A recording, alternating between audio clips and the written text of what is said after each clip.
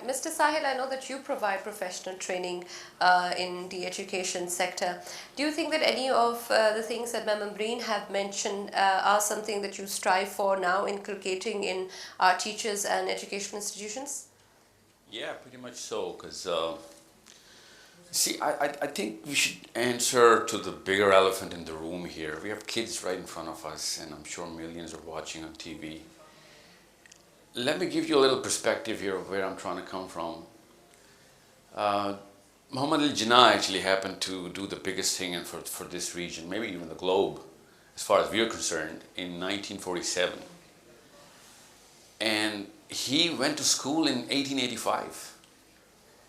That means that whatever you guys are supposed to do, we can't even forecast or calculate right now. And we're actually training you to solve our problems. Even though you're not going to get our problems. You're going to get a problem which is going to come about 50 years from now. We won't be here. We're going to actually set the foundation for that problem right now, that's for sure. But we're actually coming up with a very farmer's psychology. Farmers, what they do is they actually sow the seed and they expect to harvest that very year. Education should not be done from a farmer's psychology. It should be done from a gardening psychology. And we have to prepare you for something which is going to happen 50, maybe 40, if you're lucky, 30 years from now. And if we have a slight error right now in forecasting the kind of problem that you guys are going to face, I don't know if we're going to have that kind of a country which we're going to be really proud of right now, which we are right now. So there's a bigger question that we better ask. The perfect question needs to be asked. What is the problem we're trying to solve through this education system? And if you can answer that problem, let me actually open up a little bit of a science because I don't have enough time. There are 11 psychological differentiators of different people in the world. I'm not going to go into that, that's too long. There's 7 in sociology, 3 in anthropology. So let me just talk to you about anthropology.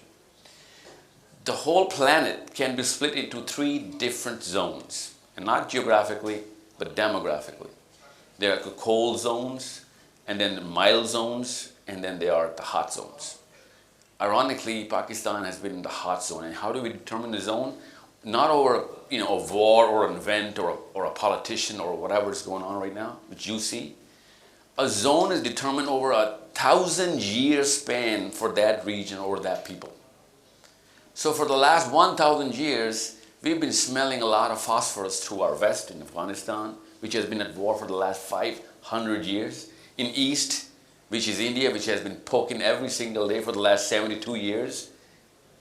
And you are supposed to, and actually we're training you and replicating a model which is from Finland or Sweden or Denmark. That's a cold zone. The last time Finnish went to war was with the Vikings. That was pre-Bronze Age. They have not even come close to understanding the psychological requirements that you guys have, I have. And we're actually replicating that model.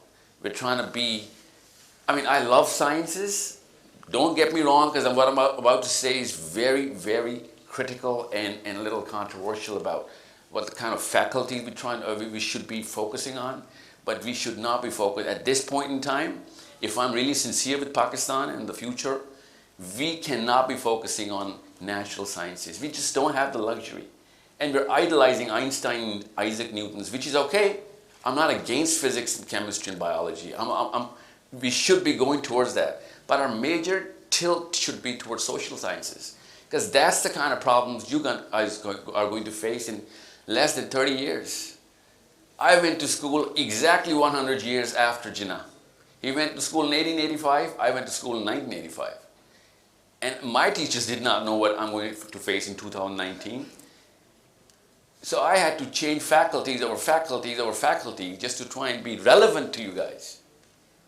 And you guys are not going to be relevant if you chase physics or chemistry or biology.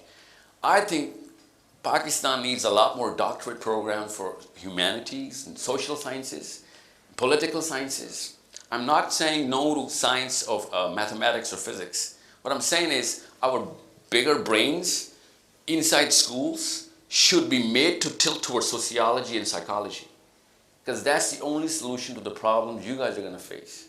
God knows what's going to be happening inside India or Bangladesh, China, or Afghanistan or Iran 50 years from now. I don't know. There is no way to find that out. There is no science, and I know I study that. There is no science to forecast the zone's behavior. We can only prorate it through the patterns of the last 750 years. That's how we run this program. So when you're going to be 50, I don't know what you're going to be dealing with, but at least what I can do, the least I can do for my country is to equip you with the kind of problems you're going to face. And you're not going to face problems which are going to be solved through physics equations. I'm sorry, I love physics too, but you're going to have to face problems which are going to be solved through political science and psychology. Every 10th man in Pakistan is a bipolar patient. Every third woman has BPD. You know why? Because we're in a hot zone right now. We're born inside a war situation, if not externally, then internally. We have the most polarized left and right thinking philosophy. We have the most confused left and the most scattered right. Nowhere in the planet there is such a disparity between the left and right philosophies. So there's a problem we as adults should look into to prepare you and give you that backpack that will have tools that are going to work for you. I would love for you to go to space and become astronauts. But sorry, someone is going to be taking the space from underneath you by that time.